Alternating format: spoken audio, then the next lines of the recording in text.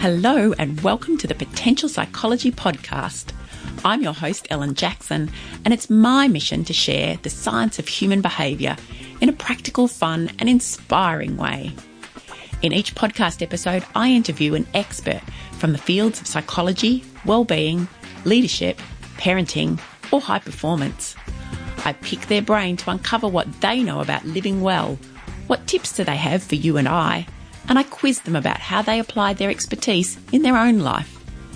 Join me as we discover simple, science-backed ways to live, learn, flourish, and fulfill your potential. Welcome to the Potential Psychology podcast, or welcome back if you're a long-time listener. If you're a first-time listener, welcome. I'm pleased to have you here. I'm pleased to have everyone here. I love sharing my guests, sometimes my insights. I'll go into that in a moment. And just this time with you, this is episode 28. I'm very excited to bring you today's discussion. There is, as there always is, something that I learned this week, and it does relate to my podcast interview and the discussion I'm having with my guest today. And it's really how difficult it is to talk about topics relating to gender without slipping into gender stereotypes and generalizations.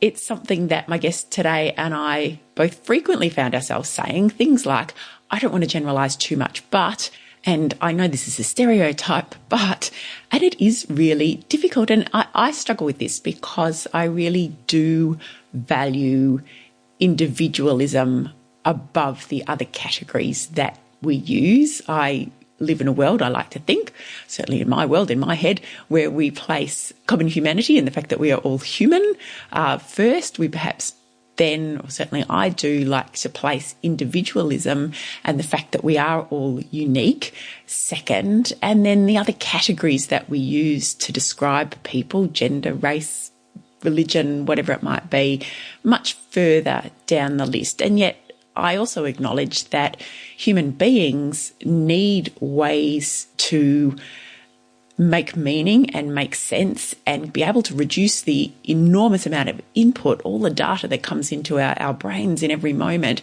And we need to be able to reduce that down to simpler things in order to make decisions and just make sense of that data. And hence things like gender are really important for that. And it's a whole other, I think, topic of conversation. It's not something that we go into today.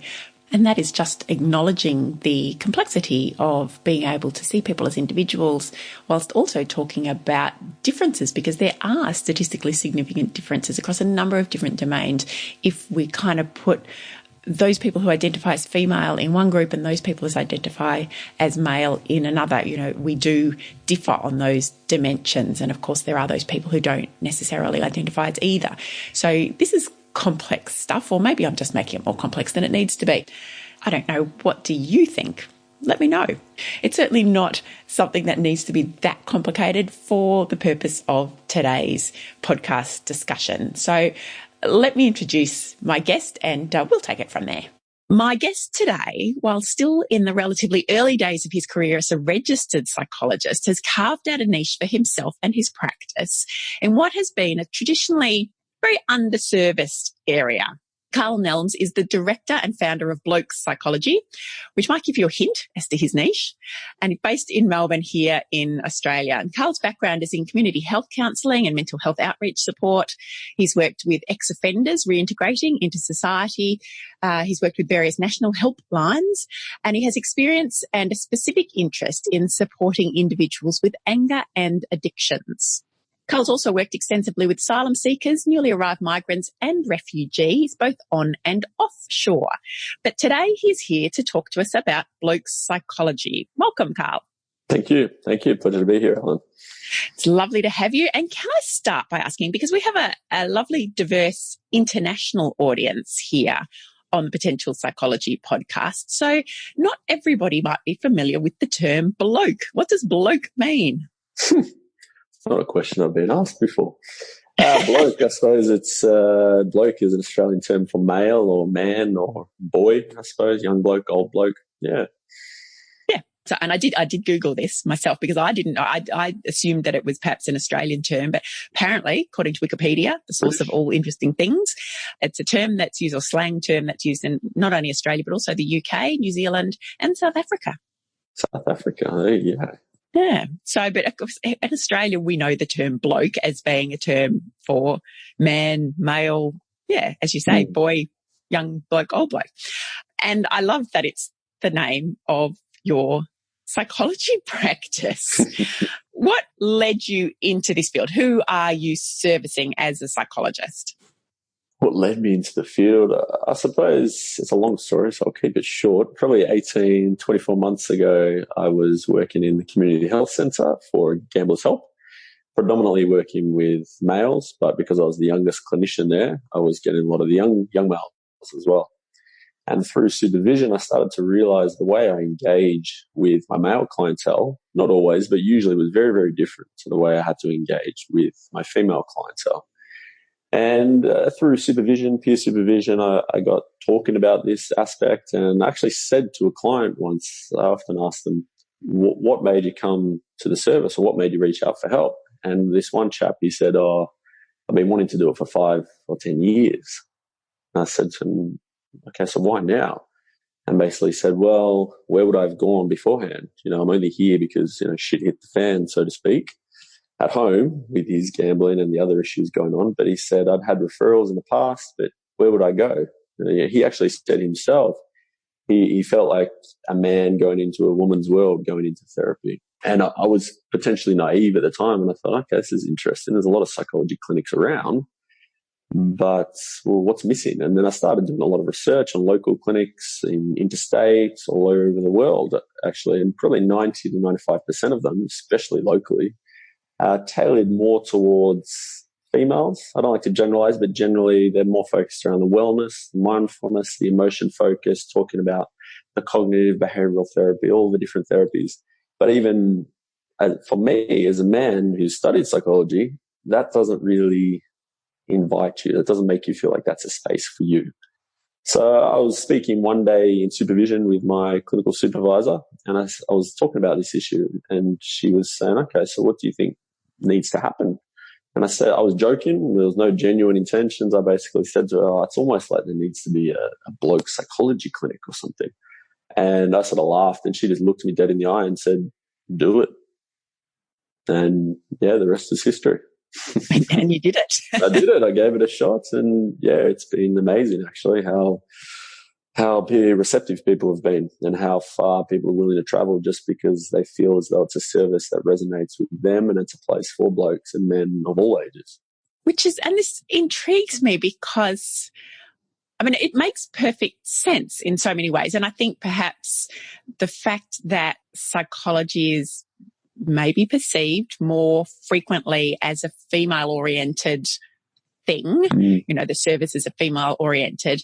And we know, you and I have both been through psychology degrees. It is predominantly females in the universities, in the courses. And yet, when it comes to, I suppose for me, it's looking at it from the point of view of, we all have these biases, don't we? So I kind of look at it and say, okay, this is what psychology is, the mindfulness and a lot of the topics that we talk about here. But even as you were saying that, I thought, so I am inadvertently targeting perhaps more of a female audience than a male audience just by nature of some of the topics that we choose, the way that we frame things up, perhaps the language that we use, that these are more maybe stereotypically female versus male. I think that's a really good point because one of the trainings that I rave about when I speak to people about this is the no bullshit therapy training that the Bouverie Centre runs. And that whole training is basically, without getting too in the clinical jargon, is basically what we learn in psychology training is great, but 90% of the time it's for therapy lovers. And very few men are therapy lovers. Very few men know what therapy or counselling is. So I think whilst what I do is probably no different to what a lot of clinicians do, it's about how you market it, how you sell that, but also tailoring that to communicate that to men in a different way. Yeah, a branding type element, I suppose. And is it so maybe it's not even so much along gender lines. Maybe it is more something to do with an openness to some of the concepts or some of the, the willingness to speak. I know we talk stereotypically about, women being more open to talking about their feelings versus men. Now, I know, having spoken to Madeline Fernbach, I did a podcast interview with her on transgender, and she was very keen on identifying that these are perhaps the stereotypes that we all hold, that women are like this and men are like that. I think probably to some extent stereotypes arise for a reason. I don't know what you think, but, I like the idea of this being kind of, psychology for therapy lovers versus psychology for perhaps the therapy resistant or the therapy agnostic. Yeah, I like that. The agnostics. It's a different way of thinking about it. Okay, so who are your clientele? They're men and they're blokes. Why do they come to see you? Because you say they're coming from far and wide. Look, I'd love to say that they're just, they've noticed something isn't right and they've been proactive in the early stages, but the reality is 90% probably their parents brought them there, their wife's encouraging them. Something's gone wrong. Things are getting to the point where the partner's going to leave, they're feeling suicidal, they're going to lose their job, the substance use is out of control. That's usually the catalyst, unfortunately. But I would say within that, actually, it's surprising the younger generation are actually a lot better at being much more proactive. Okay, that's interesting. That was something I was going to ask you a little further down the track, but maybe we'll talk about it now. So perhaps for many people, it's about reaching crisis point or being aware that crisis point is imminent unless action is taken.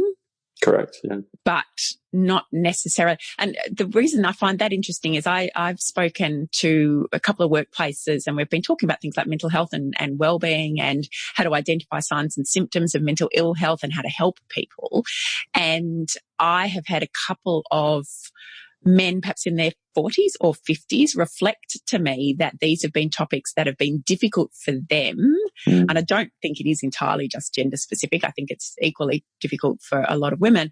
But what they've noticed is that their sons, so young men, perhaps in their late teens or early 20s, seem to be far more comfortable with the discussions, the concepts. And one guy I remember not that long ago told me that, or told the group that he had a son who I think was about in his early 20s and he was supposed to be studying for university exams. And dad said, you're going out, why aren't you studying, doing the dad thing?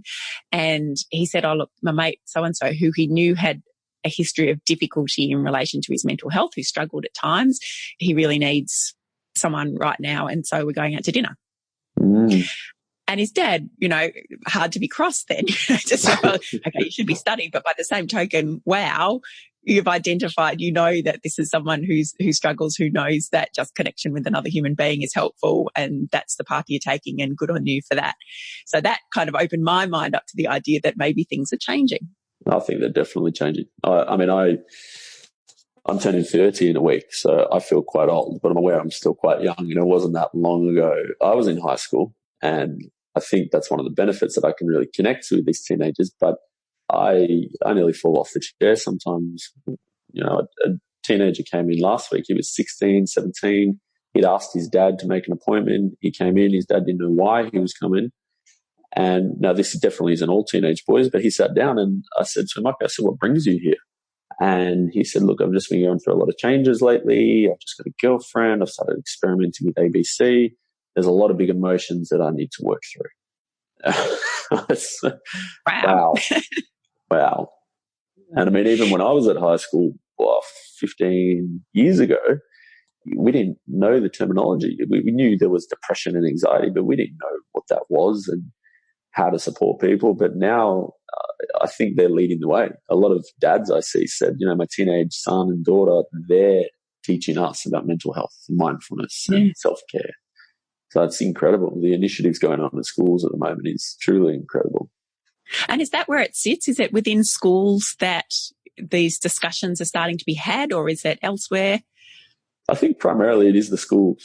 Primarily it starts in the schools and then it promotes that discussion at home and in other areas. But whether it be public schools or private schools, I've got a lot of teenagers who say, yeah, we do Mindfulness Monday before school. Or, we go on a mental health retreat once a year to talk about our self-care throughout VCE and those sort of things. I mean, they just weren't even thought about even 5-10 years ago. Yeah, it's interesting, isn't it? I often say that in workplaces as well, that, from my experience of having worked in workplaces for the better part of 20 years or maybe more now, I'm now often talking about self-care, resilience, well-being, mental health. 10 years ago, nothing, just it wasn't a thing. So our institutions, which I think is exciting as somebody who's keen to see our institution playing a role in mental health and wellbeing, it sounds like, certainly workplaces, I'm doing some stuff, but it sounds like schools are starting to get this stuff really right as well, if it's getting to the point where the kids have the language and are both self-identifying and then taking that next step of coming to see someone like yourself. Oh, definitely. I think it'll be very interesting in the next 10, 15 years when this generation enters the workplace, because they're going to have expectations on workplaces that's going to completely change the culture for the better, I think. Yeah. So I'm very positive, optimistic. I'm excited to hear that you've got the young people. What about the others? What about perhaps the older men or those people for whom this is about reaching crisis point? What are the kind of issues that they're facing? Oh, I mean, you would know as well as I do, Ellen. No two clients are the same, but Sure. I suppose to generalize, there's a lot of guys in their early 20s who the primary reason they're coming underneath all the depression, anxiety, or addictions is basically searching for direction in life.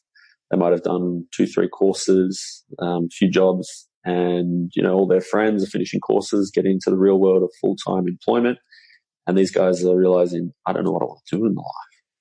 And that's searching for direction. And without direction, it really gets down to their identity as well. Who am I? How do I fit into the world post-high school? So there's those guys. There's a lot of them. A few of them I get are actually really struggling with their gender identity, sexuality as well, which is interesting. I didn't think people struggling with that would come to a place called Blokes Psychology, but that was just my perception. Interesting, isn't it? That was my perception. I asked them about that and they said, I didn't even think about that. So that's interesting. Maybe it was, just without the kind of bloke being the blokey bloke, it is just, this is a male staffed psychology practice where all males are welcome. And that's pretty much what they said. So, my perception was very different to theirs. I suppose the other large cohort, probably 40 to 50%, are guys in their 30s, 40s and 50s. The guys in their 30s are usually struggling with fatherhood, whether it's a recent thing or it's coming up, a lot of postnatal issues, feeling really incompetent as dads, trying to find themselves as dads and still have a life for themselves. But the other large bulk would be sort of the guys in their 40s and 50s who I label them, I don't like to generalize, but I label them as the sort of guys who they've sort of neglected themselves in the process of providing for their families. Okay. So they've lost their identity. They've lost, I often ask them, I say, who are you without your working family? And they don't have an answer because they don't have friends anymore. They don't have hobbies. They don't have much at all, which is really sad. Yeah. That's really interesting, isn't it? So a lot of these themes all come back to this idea of identity, this who am I?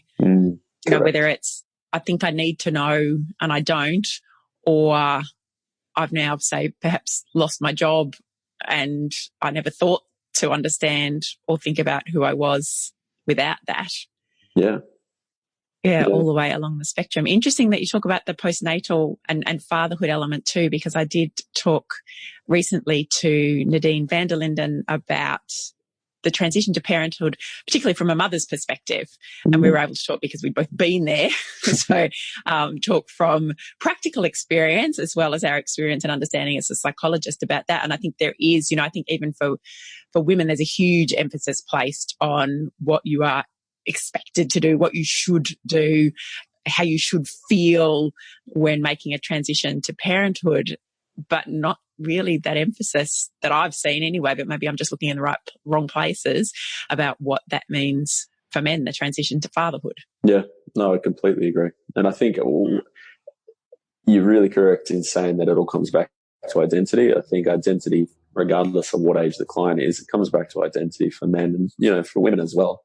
But a lot of the guys who are transitioning to fatherhood, one thing they say is they feel the pressure of, okay, I've got a little person looking up to me now. especially if they're a boy. I don't know how to be a man in this world. How do I teach him? And that the pressure and anxiety that brings on, it can be a snowball and bring a lot of other issues. Yeah. And what do you say when someone comes to you with that sort of scenario? Because that's some pretty deep thinking there about who am I, but also who do I want to be as a role model for somebody else? Yeah. I know you can't give me specific guidance because it would depend on the individual, but what sort of themes do you look for? What kind of conversation do you have? I like to start talking to guys about who they were 10 years ago. Yep. What did they used to do? What did your week used to look like? And, their eyes will light up. They go, oh, I used to play this, or I used to do this with my mates, and I'd do this, go away here. And so the first thing I say is, well, okay, how can we draw a thread from who you used to be to who you are now? And then start exploring a lot of the underpinning values within that and go, okay, well, how can you, I'm a big fan of my acceptance commitment therapy. So try to implement with that where I can with the guys and say, okay, well, how can we live by those values now as a dad? But also, always if guys are coming in talking about fatherhood and that transition to parenthood, talking about their dad, their relationship with their dad. Most of the time it wasn't ideal. Okay, so what would you have liked? And how can you give your child, son or daughter, that experience? So perhaps the things that they felt they missed out on. Yeah, definitely. Yeah. How fascinating. And what led you to psychology as a profession more broadly? We've discussed the niche, but, why psychology? I was thinking about this, and it was actually last weekend I was at an engagement party thanking the guy who encouraged me to study psychology. He was my best friend's dad. We were 14 at the time, sitting at his kitchen table, choosing our elective for year 9. And he sat us down and said, I don't care what you guys pick, but I want you to pick psychology. And we said, well, why? And he said, I don't care what jobs you get, whether you're a janitor or a CEO. He said, you need to work with people. He said, the more you can understand people, the easier it is to develop a rapport and get on with them. I don't care what profession you do. So that was enough to sell me on it. And I think probably halfway through the Year 9 psychology course, I loved it and I was fascinated by it. Didn't necessarily know I wanted to be a psychologist, but I knew that I want to keep studying this and find out what it's all about. Started university doing a double degree in teaching psychology, got a bit caught up in uni life, failed my teaching first semester. But I love psychology that much that I, despite getting involved in uni life, still managed to pass and kept pursuing with it. That's testament to finding something that you're passionate about, isn't it? That you can still find a way to make it work even with all those distractions of uni life. Yeah, I thought it was a sign. So interesting. I'm very jealous because psychology wasn't a subject at school when I was at school. I'm 15 years older than you. And yeah, it didn't exist. So I had to wait until I got to uni before I found out kind of what it was all about. And such insight from your mate's dad. Yeah. To say that, it's funny, isn't it, the way career paths just pan out. But I think that I can relate to that kind of, just fascination, I suppose, in human behaviour and what it is and how it works and curiosity surrounding that. Species, aren't we? So interesting. But it took a little while to actually get to the point then of becoming a registered psychologist. Is that right? Yeah, yes. I mean, it takes everyone a while because it just takes such a long time, but... Yes, we could have another podcast about that, I think. But, so I did my first 4 years, over 5 years, I think. I was just plodding along, making sure I got the grades I needed. But then I took 3 or 4 years off because I wanted to work. I wanted to get in the real world and make sure that if I'm going to commit to masters, that it's something I actually want to do. So I worked in a lot of different roles, counselling, case management in the AOD sector, but also primarily in the refugee space, which that was, as challenging as that was professionally an amazing experience, truly amazing. And it confirmed for me that I was on the right path. Excellent. Wonderful. I know those signs, the signs of confirmation that this is where I'm meant to be and what I'm meant to be doing. Where do you take it from here? I mean, obviously you've established your practice, you've got a clientele.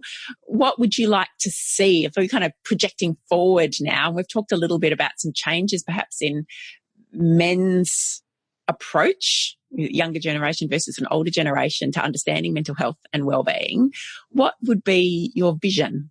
My vision. I've thought about this a bit too, because it's not a question I'd really thought about ever. I like to ask all the challenging questions. Yeah. I think I'd love to see us as a society get to the point where we can talk about mental health just as easily as we talk about physical health. So, for example, if one of my friends asked me, "Hey, Carl, what are you doing for dinner Thursday?" And I said, "Oh, look, I'm busy. I'm going to the physio. I've strained my calf at soccer again." And I say to him, "Oh, what about Tuesday?" And he says, "Oh, no, mate, look, I'm going to the psych. You know, the anxiety's popped up again." And I say, "Oh, okay, sorry to hear that. We'll chat about that. I'm going to see you, but let's catch up Wednesday." I think if we can get to a point where those conversations are as simple as that, then we've taken huge steps in the right direction to erase that stigma and normalize it and just make people feel like it is actually normal to struggle emotionally at times and have mental health concerns. Mm. And even I'm wondering, for you as a practitioner, and I know you said that this was something, you know, that the younger kids are perhaps starting to identify around the proactivity piece, you know, not waiting until you are really struggling, but actually identifying that you can go talk to somebody like yourself about things when you're even just in an exploratory phase, maybe. Yeah. You know, a client said something interesting to me the other day. He was in his 30s, and he was talking to a mate about coming to see me, but he was a bit unsure. And his mate said to him, he said, "Don't be an idiot." He said, "Who do you get to do your taxes?" And the guy goes, "Well, my accountant." And he said, "Well, who did you get to build your fence?" And he goes, "Well, the builder or the fencer." And he goes, "And you think you're going to be able to sort out your mind by yourself?" He goes, "Don't be an idiot. Go pay a professional." And that's what sold him. That's what sold him on it. You could relate to that. Yeah. I actually, I thought that was brilliant. Yeah. And I mean, it makes perfectly logical sense, doesn't it? That's the weird thing about the kind of stigma attached to some of these things that we need in life, is that we get kind of caught up with our ideas about how things should be. But that's just really practical. That's practical advice. You know, go get somebody, talk to somebody who has professional expertise in this area. And you put it in the terms of fixing. I think men say, "Oh, yes, I will fix that." Perfect. I will fix that. So the language makes a difference. I recently read Osher Ginsberg's book, Back After the Break, which he describes his struggles with his mental health, starting from quite a young age, and his drinking and his drug use and his various attempts to deal with what was going on in his mind that led to relationship breakdowns and all sorts of things, you know, the kind of perhaps pattern that we might see. And one of the things that he said he came to realize was that he couldn't fix his problems with the same brain that kind of created them.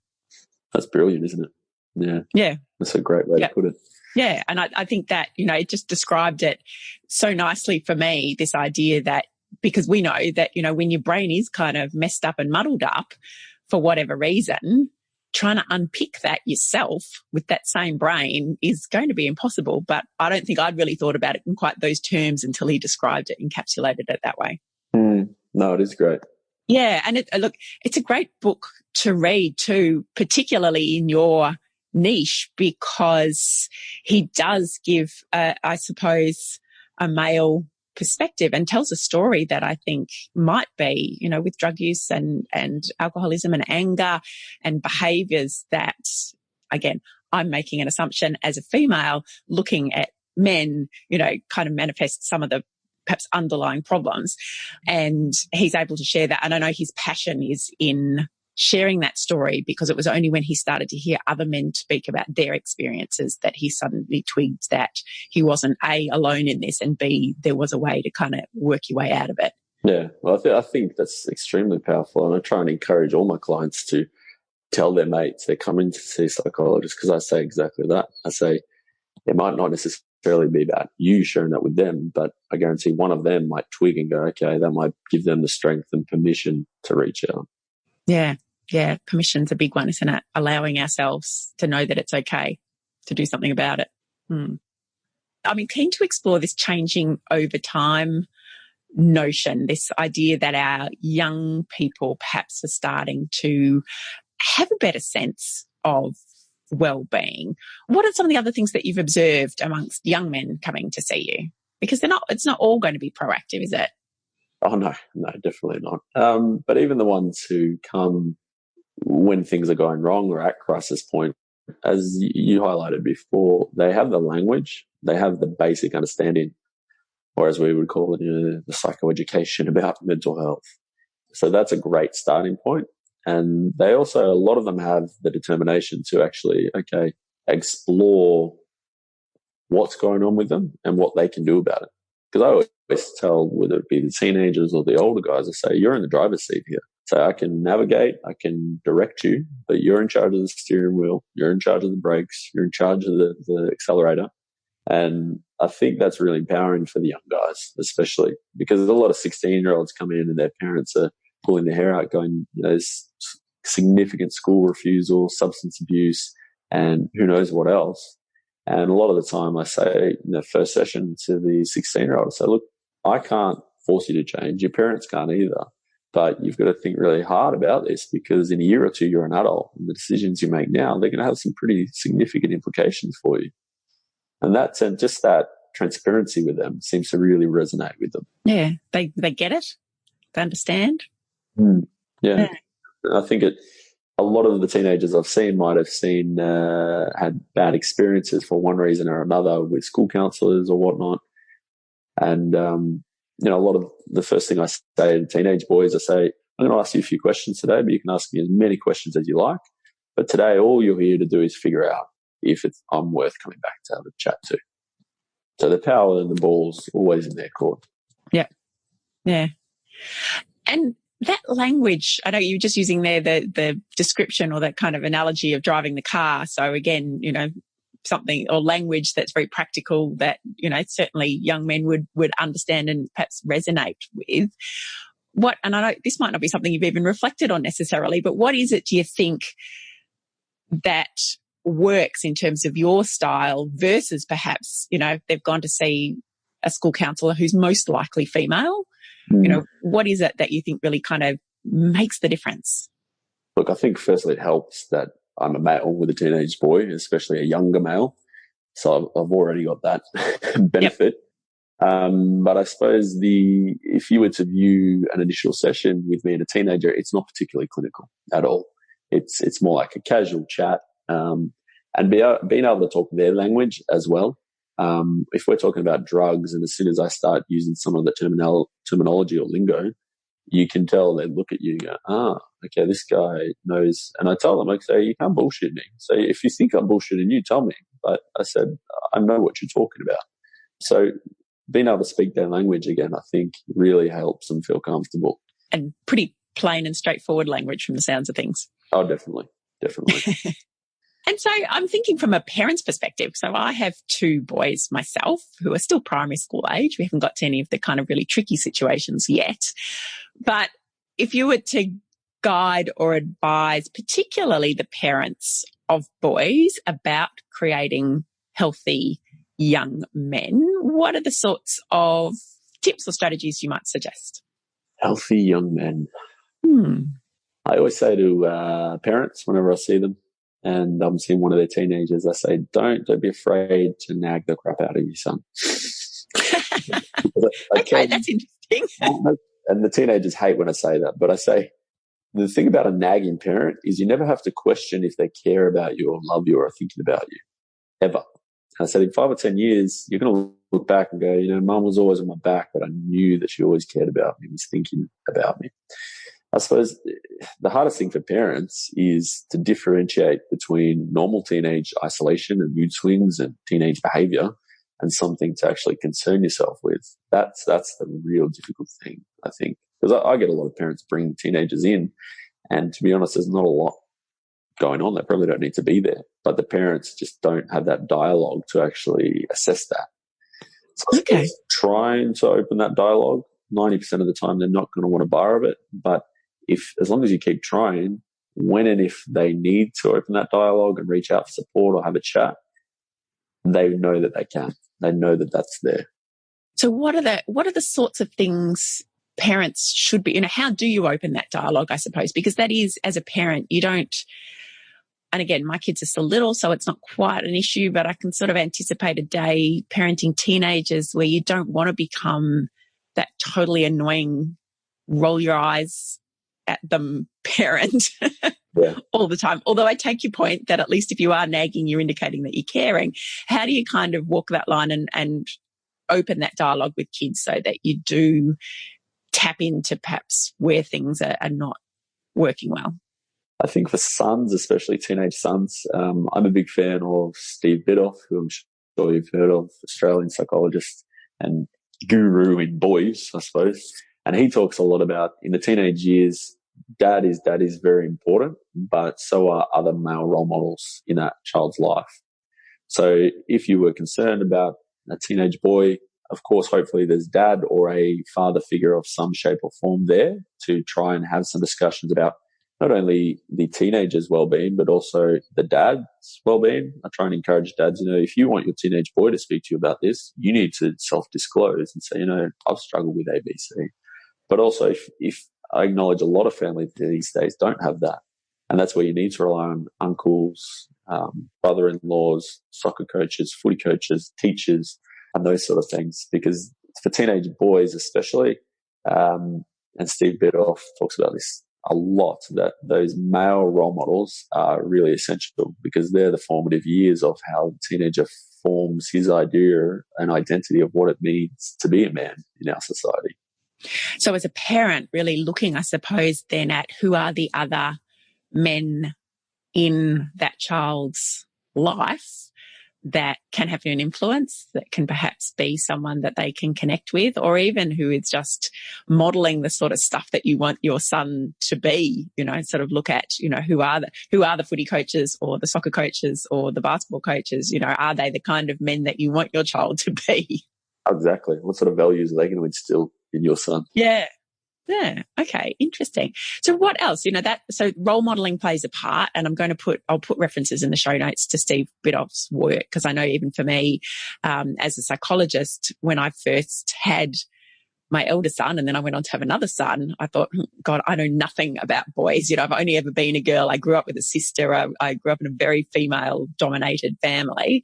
Thankfully, my husband has 3 brothers. So he kind of got, and I would often defer to him, especially when they were little, and they're kind of rolling around and beating each other up and just this physicality that I wasn't used to. And I'd often say, is this normal? Is this? And he'd go, yeah, that's just what boys do. But Steve Biddulph's books, that Raising Boys, was very helpful to me to kind of understand this, slightly different perspective on how one gender might work compared to the other. So role models are important, having people that they can talk to, trying to open the dialogue, and perhaps that is dialogue with another man rather than with mum, where possible, if that's going to help. What else should parents be doing to raise healthy young men? I think boundaries. Boundaries are really, really important. A lot of the time I'm seeing clients, teenage boys, and it's not the parents' fault, but a lot of the times they've almost given up. And the 14, 15-year-old sort of living his life like he's 19 or 20. And the boundaries, again, are so important to set that precedent early, or try and implement them when you identify that, wow, we haven't had any boundaries, and talking to them about that. They're not always going to stick to those boundaries. But again, it's about what those boundaries communicate to that kid. I have a lot of teenage boys who actually say, I don't actually think my parents care about me. And I say, well, why is that? They go, well, if I storm out in a huff, and stay out the night, they wouldn't even call or worry or whatever. They just let me go. Exactly. And as much as that teenager would probably hate it if the parents went after them, again, it communicates that, what, you're cared about, you're supported, we love you, and we're here for you. Yeah. And I think that is an interesting way to think about it, because I think I can imagine, and again, haven't quite got there yet, but I can imagine that letting your teenage boy, and, for me, and as a woman, one day my kids are going to be bigger and stronger than me. They will shout louder than me. Their physical presence will be overpowering to me. So having a teenage boy, particularly perhaps if he's young, but he's also big and strong, storm out, just that physicality, which again, maybe that's a woman's issue of knowing that there's always other people who can physically overpower you pretty easily, potentially even your own children, storming out. And then, do I go after them? Well, if I do, what am I going to do? What can I say? Do I have much power there? So that might be the kind of thing that's going through a parent's mind. But you're saying you do it because you need to demonstrate. That is demonstrating that you're caring, even if there's nothing you can actually do about it in that moment. You're at least kind of sending a message. Well, doing something, I think, not just giving up and going, well, what can we do anyway? Because a lot of parents say that. They go, well, I can't stop him. But it doesn't mean you don't try. Yeah. Okay. I think that's wonderful advice. And when we talk about boundaries, what are some of the boundaries that we should be setting? That's a really, really hard question. I suppose it comes back to expectations. Accepting that a lot of teenage boys, statistics show now, are going to experiment with alcohol and probably a few other substances at a very, very alarming young age, actually. And getting back to having that dialogue, but also communicating what your expectations are as a parent and as a family about substances. Now, that's for the individual family to decide, but I suppose the teenage boy needs to know in different realms, whether it be substances, staying out late, schoolwork, all of those, what the expectations are of the family. Okay. So family expectations, family rules. It's interesting because we're actually talking, I ran a workshop this morning with a client organisation. We're talking about values and we're talking about organisational values, but we started with personal values, to understand the concept and what are our personal values. And I talked about the family as being kind of that intermediary step, that thing, what are our values as a family? And one of the individuals in the workshop said that, respect is a really important one for us, the way we interact with each other, the way we treat each other, the way we speak to each other. And I said, yeah, I can relate to that, that we have these kind of, and I suppose that's what these expectations are. We set some boundaries, some rules. We have values that say, this is how we do things in our family. And that won't necessarily be the same. And I know that, because I already get it from my kids. Well, so-and-so's mum doesn't, expect this, or so-and-so's allowed to play Fortnite till midnight or whatever. It's like, but that's not what we do in our house, which is always my comeback, at which point they roll their eyes at me. Yeah, that's exactly it. And don't get started on Fortnite, though. Oh. That is, again, another whole conversation. Okay, so we've got role models, we've got boundaries, we've got nagging and showing that we care through nagging. What else should parents be doing to help their sons? To help. I mean, I know I keep harping on this, but it's really, especially with teenage boys, as hard as it is, doing things with them. Yeah. As simple as taking footy training, watching football matches, things like that. As a parent, whether it's a mum, dad, stepdad, whatever it is, it might seem boring and monotonous, but kids remember that, and that means a lot, especially when it comes to sport or performances. All kids, especially in their teenage years, they know when their parents are there or not there, and they look around and they know if their friends' parents are there, but their parents aren't there. Those sort of things. So supporting them, but just doing things with them if they're interested. Even if they are interested in Fortnite, play Fortnite with them. Get to know Fortnite. You can speak that lingo. Yeah. So being involved. Yeah. Yeah. And again, thinking about it as a parent, you kind of perhaps assume that at some point they want their independence. They don't want their parents necessarily involved, but you're saying that even if outwardly they don't show that or they're not asking for it, inwardly it's still important. Oh, definitely. I mean, I don't think you'd ever had a teenage boy say, oh, Dad, thanks for coming to all my footy games this year. I really appreciate it. No. But in 10, 20 years, he'll remember it and he might thank you for it. Okay. So that's interesting. And I think maybe that is around what is outwardly communicated isn't necessarily what's inwardly felt. So just because somebody isn't asking for it, saying it, doesn't mean it's not important, and making an assumption that if they're not asking for it, it's because they don't want it isn't necessarily the right assumption in terms of helping them to be their best. Exactly. There's a lot more going on beyond the surface below a teenager's I don't know. That is interesting because I think perhaps, again, and this might be stereotypical, but a woman's need to perhaps talk or ask questions, or there's that, again, stereotype of wanting to just, let's talk about it and talk. And if that's not what particularly a teenage boy is, comes naturally or is really wanting to do, there could, I can imagine, be a sort of a disconnect there. Definitely. Mum tries to engage them in a conversation and they've just, or the grunt or not actually doing the talking part. Mum walks away saying, well, I can't talk to him. He doesn't want to talk, or he doesn't want to talk to me, and just sort of leaves it. But yeah. Don't give up though. Don't give up. Don't give up. Show that you care. Okay. Excellent. And what can men do for each other? To support each other, I suppose, in mental health and their well-being. It sounds really cliche, but of course there's talk, there's a lot of advocacy campaigns and awareness about talking, checking in with each other. But I think before that, one thing men and most men really can be crap at is maintaining friendships. And it's all well and good to tell males of all ages to talk. Friendships for men in their adolescence, early 20s, not always, but oftentimes they're a lot easier. You have hobbies, you have sporting groups, you have university, TAFE, workplaces. But something happens when you get to your early to mid to late 20s that drops off. The events drop off and men find themselves realizing, I have to make an effort now. And a lot of them just don't. Mm. The most important thing for men, you need to maintain your friendships. You need to create time to see friends, figure out who are the 2 or 3 friends that I really value and want in my life, and really foster that. Because if you don't do that, when it comes time to having those discussions about, hey, I'm not okay, if you don't have a friendship that's recent or a friendship that's built on that foundation of regular contact, you've got no foundation to have that discussion. Yeah. So that connectedness is so important. Mm. Well, they talk a lot about loneliness at the moment is a huge, huge issue, and they predict it's going to be an epidemic. And you can see why, because so many men, whether they're my clients or there's men I know in my personal life, you start talking about their friendships and they go, I've got 1 or 2 friends that I see once every 6 months or so. That's not a friendship.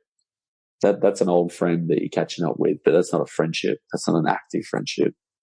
So it's creating time for that. But it's also, if you know a male in your life, whether it's your brother, your husband, or whoever it is, it's about encouraging them, giving them permission again to actually create time for that. Because the more connected they are, the better the male self-care is, the better husband, the better father, the better person they're going to be for the family. Mm. And you think this is something that shifted with the generation or perhaps has been set up by previous generations? I think about my dad and his cohort, his men of his age group, that as largely the primary breadwinner for a family. And perhaps in a society that kind of modelled men were there to work and earn the money and do bits and pieces for the family, but that wasn't their primary focus, that's where those disconnect from, if your head's down, bums up, working the whole time, there isn't that space for connectedness either within the family necessarily, and certainly not when it comes to extension to friendships. Yeah, I think you hit the nail on the head there. I think over the last few generations, more and more has been expected of men in terms of the family realm, but they're still placing the same amount of pressure on themselves as the provider. And it's leaving little time for anything else at all. Mm. And a lot of men say, I feel guilty for having to hit a golf once a fortnight. But again, if they did that, they would be much better fathers, much better parents. Mm. That self-care piece. And it's so interesting that you say that, because I hear so many, there's so many women, and I know I've said this myself, that once upon a time women only had to do the family. Now the expectation is that we do the family, but we also have careers.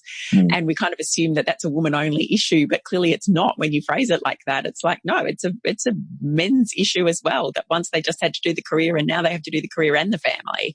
So we're all trying to do perhaps a lot more, and maybe our expectations are raised and we all put that self-care piece last. Oh, definitely. But I think the benefit women have, again, we're generalizing a lot, but the benefit a lot of females have is you guys are much better at juggling friendships and maintaining that social connection. Women catch up for a 20-minute coffee, and, that's a catch up. Yeah. Or for me, if I called up a mate and said, hey, let's do coffee, they'd say, what for? I said, well, just Why? and they might go, oh, okay. It's not as natural. It's not as organic. Men need to be doing things, which often takes longer, which is why they neglect it. Yeah. Good point. Yeah. So it should be a game goal for, I don't really want to advocate catching up at the pub because I'm sure that leads to some other issues as well. Camping or watching the footy or something along those lines, doing something. There has to be some doing involved. Yeah. And I wonder if that is, I do remember hearing, in fact, I've had a couple of people reflect to me again in workplaces when it's been conversations about how things are going and noticing that someone isn't perhaps themselves. And I've had a couple of men say to me, I have those conversations we're in the car going somewhere. So if you've got to go out and travel to a work site or something, that's when I have the conversation because we're side by side. You don't have to make eye contact. It's just easier to allow that conversation to kind of come up. It's less confronting somehow. So the environment maybe plays a part. Yeah, no, that's exactly what I suggest parents do when they're trying to talk to their teenager. Just on the drive to soccer, on the drive to the sleepover, just have a chat. Yeah. So the doing stuff, and I do remember, maybe that was something that I read in Steve Biddulph's book, but doing stuff with, even if it's, getting your son to help with the washing up, the activity is important, to having an activity rather than just having a conversation. And you're right, women do catch up for coffee. We catch up just to talk. We just talk because that's what we do. Or maybe it's because that's what's been modelled for us. But I can see that if you need to then, for men, if it is around some kind of activity, then that doesn't happen as easily or as organically in the context of a really busy life. No, it's a lot harder to arrange, isn't it? But it's important. Oh, crucial.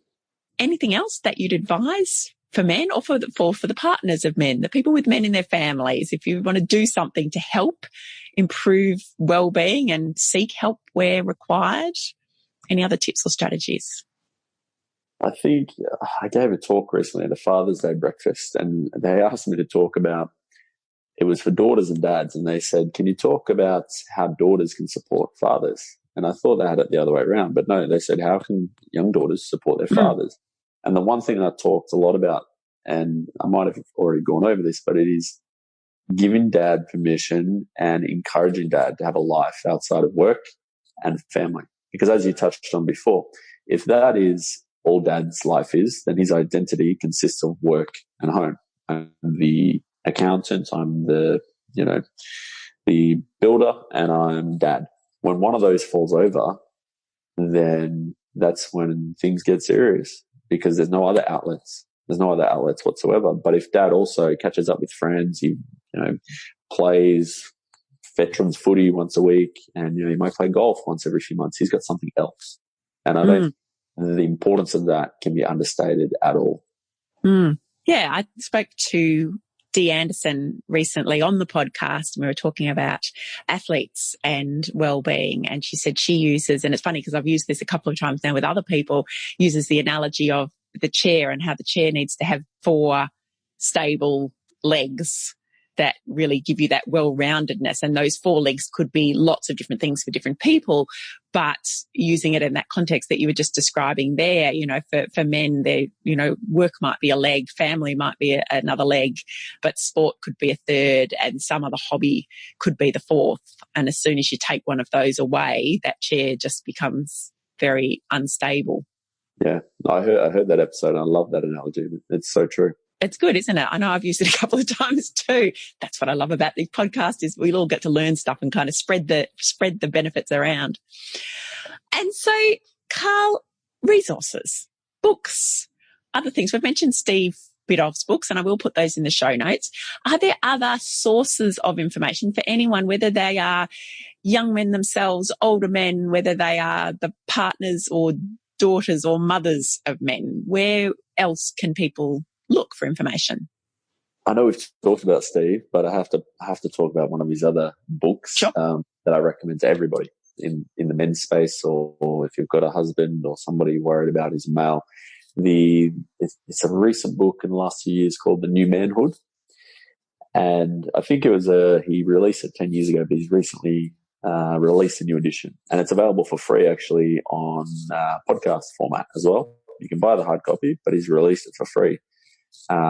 Each track is a different chapter. And basically it talks about the history of boys and men, the importance of fatherhood, how we really failed boys post-industrial revolution, all that sort of stuff. But also for adult men, the importance of having some form of a relationship with your dad. And if you can't, what that means and all of those sort of things. So that's number one, definite must read.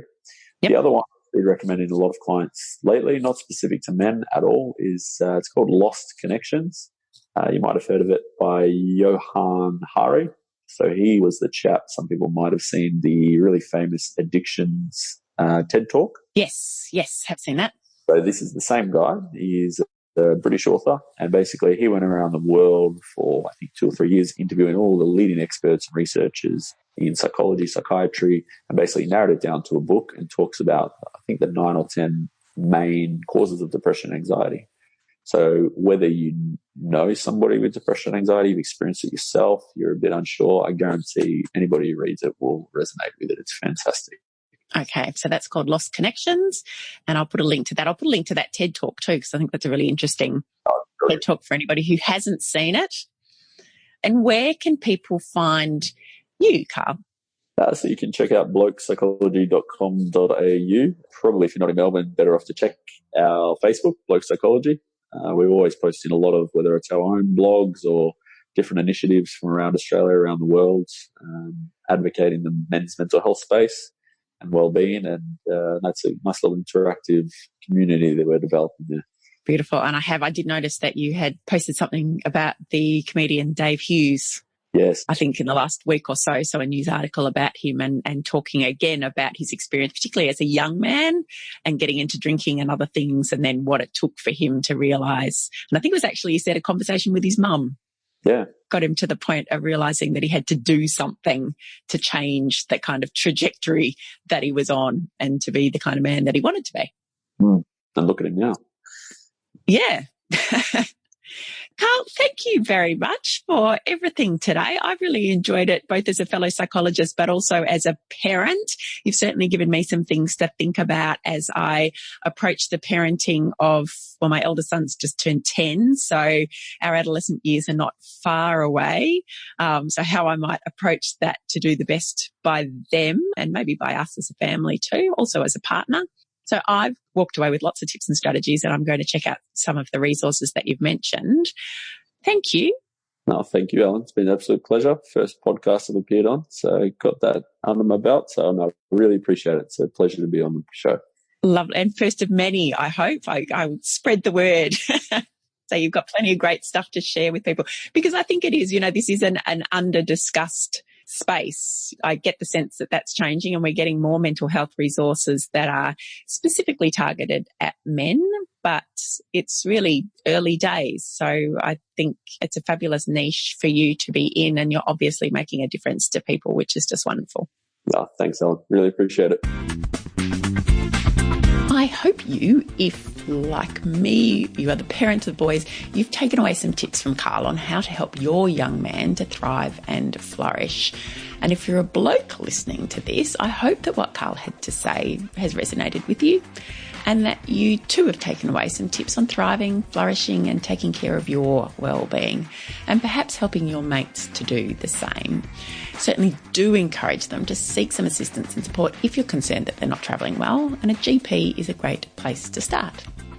Thank you for joining this conversation. Jay and I have put the links to the books and the TED Talk that Carl mentioned, as well as a downloadable summary of Carl's tips and his contact details in the show notes for this episode. As always, you can find them at potential.com.au/podcast. And if you enjoyed today's episode, please let us know. You can rate and review the podcast on iTunes, as that's the best way to spread the word about all of our guests and the work that we do in promoting wellbeing.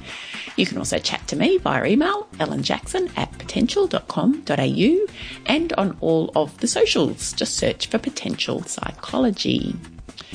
Next week's episode, we'll be turning our attention to work and in particular workplace well-being and the role that leaders play in creating happy, thriving workplaces.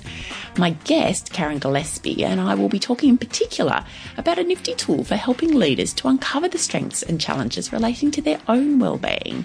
Because we know, as Simon Sinek says, that the leader sets the tone.